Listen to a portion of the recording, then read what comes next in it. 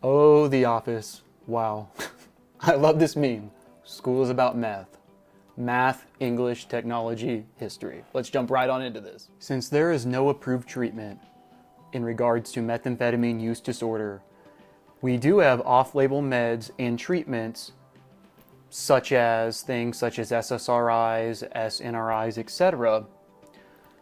However, in today's video, what we will be covering is 3 controversial off-label medications that potentially could help somebody who's in particular been shooting up methamphetamine, but anyway you've been using it.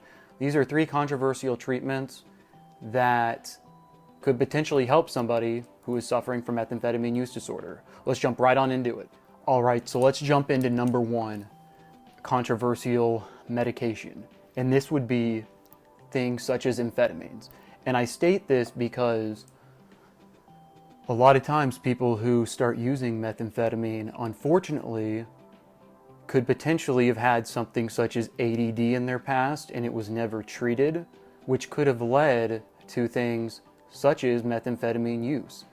Also, sometimes amphetamines could be a potential treatment, which it's very rare to see. However, once we start getting some actual approved treatments, that's one thing, but since there's no approved treatments for it, we kind of sometimes have to think a little bit more outside the box.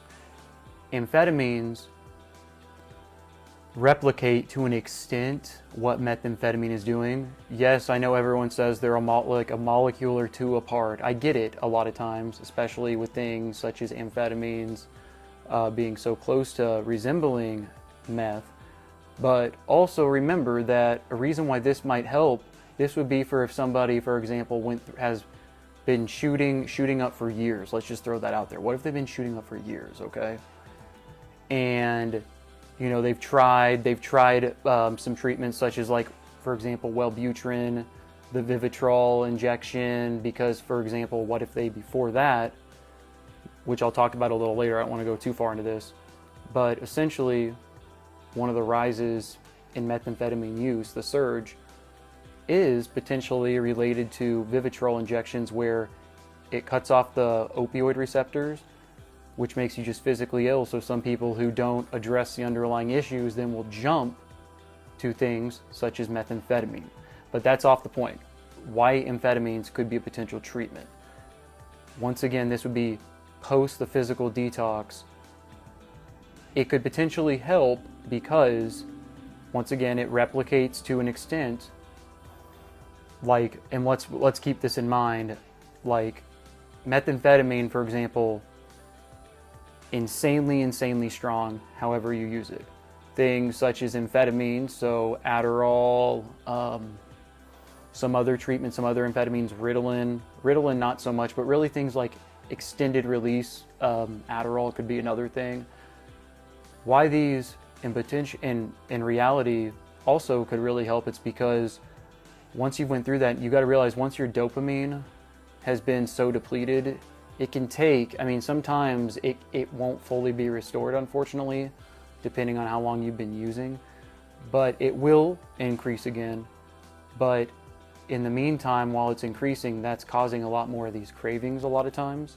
So if you can mimic the effect in a safe way, and once again, this is why it's controversial, because you're giving someone who's been using something that can be addictive. But once again, sometimes when it's like you're exchanging one thing for another to an extent, look at, for example, heroin, and look at the treatments, Suboxone, Subutex, Methadone, things like this. So, number 1 is amphetamines. And once again, with amphetamines, it hasn't ever, I take that back. I have seen a couple cases, and this is why I bring it up, because once again, no approved treatment. I have seen a few times where someone if they have a history of using methamphetamine, like 10 years past, there have been patients I've treated just in general who do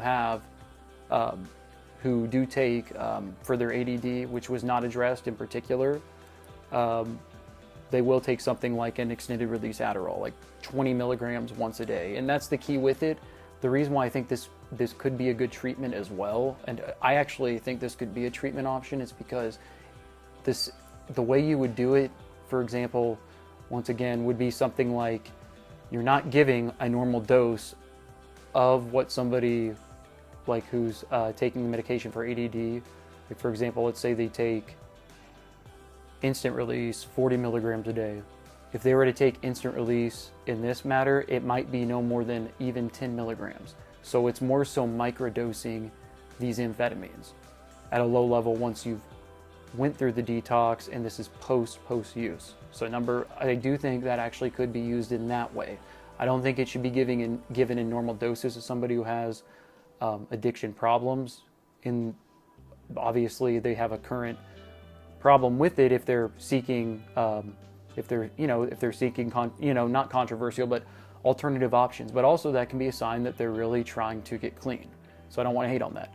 So number 2, benzos. I won't speak on this in particular for too long, but a lot of times, for example, when we're treating this in the psychiatric setting, you're not on a CWA if you come in and you're actively and you're on meth and you're detoxing off of it. You're not on a CWA because you're not really at risk of seizures unless you've been using things such as alcohol with it. But in particular, benzos, once again, in very low doses can help, like a 0.5 Ativan, especially when you're going through the initial part of the detox, if you can hold it down, that is, and even a couple weeks after. This is a short-term controversial treatment, but once again, thinking outside the box with it. There's a lot of anxiety that comes with detoxing in general. And one thing that I think can help somebody going through it is having an as needed in this situation with methamphetamine, low dose of a 0.5 milligram benzo, very low again, that even 0.25 to 0.5 of an Ativan or Klonopin, especially at first, and even later, and honestly just being like a once or twice a day dose, that'd be it. Because a lot of times people will leave the detox centers or they'll relapse because the anxiety is just too much for them. Remember, a lot of times when somebody's been using, and this is in general, they've been abusing something, a lot of times there's a lot of sleep issues that come with this. And initially when you're detoxing, sleep can be harder to get to. So low doses of benzos can actually help with sleep. Once again, for methamphetamine use disorder. Now, number 3, and before I go any further, please like and subscribe. I appreciate all the support. Number 3, tapering off of methamphetamine. Now you might go, whoa, tapering off of methamphetamine. But if this is a situation where you're not shooting up methamphetamine, or let's say you are, actually, let me reverse that, sorry. Let's say this is a situation where you are shooting up methamphetamine, right? Or you've been using for years. And let's say, because overdosing on methamphetamine on its own, it's a lot different than with opioids. You're not at risk of respiratory depression near to the extent of opiates or opioids. But if you're mixing it with alcohol and things like this, that's a completely different game. So this is if you're just using methamphetamine alone, right here, that I'm talking about. Being able to taper yourself off of it. And yes, people have had success with this. I've talked to plenty of patients who used meth in their past, and the easiest way, and this is if you're serious about getting off it, is tapering it. Was tapering it for them. The details of the taper, I am gonna post in the Patreon. So if you join the Patreon, I'm gonna do a journal entry in regards to that. So check that out. But I'll just give some of the basic info with it. Essentially, this person had been using, and they went back and forth between shooting methamphetamine and smoking it for about 10 years. Actually 10 to 15 years, somewhere there. I don't want to say the wrong thing, but 10 to 15 years of using. They had tried everything. They had tried pretty much everything. All the medications prescribed, like SSRIs, SNRIs, Wellbutrin, and Wellbutrin is a great treatment, but sometimes it doesn't work for everyone. And they went through all the treatments, and the last thing he thought of was essentially, what if I just try to taper myself off? Because that's not something that unfortunately is taught as a treatment method. That's why I say this is controversial and off-label, and I'm not, once again, telling anyone to do this at all. Always go see your primary care provider if you can. This is just general knowledge that I am making more aware in regards to mental health. So with this, once again, person was tapering it, and they did this over, and how this person did it, they cut off shooting altogether right there, because then right before they started their taper, they had been shooting. Completely stopped that, the shooting, and then over time brought the dose down. Over, I'll just say, it was about a 3-month period. It wasn't a very quick one, but was staying at that dose. And when it was time to drop it, was dropping it. And they got clean. And they're clean to this day. So that's what we got today. That is your daily dose of mental health. Check out my 365 days of running. I'm almost complete with that series. I'll do a follow-up long video soon on that, but I'm going to be putting a lot of my shorts and stuff. I'm going to be moving that to also on the YouTube tab eventually, to some of it to the members stuff, or some of the insights on what I'm eating, dieting, etc., etc. So join the membership. I'm telling you, you'll get a lot of great info out of that if you want to. Check out the 365 days of running, and also check out all my other mental health videos. And I know I've said this in about the past 8 videos at least, that I'm going to be having a history of methamphetamine video soon.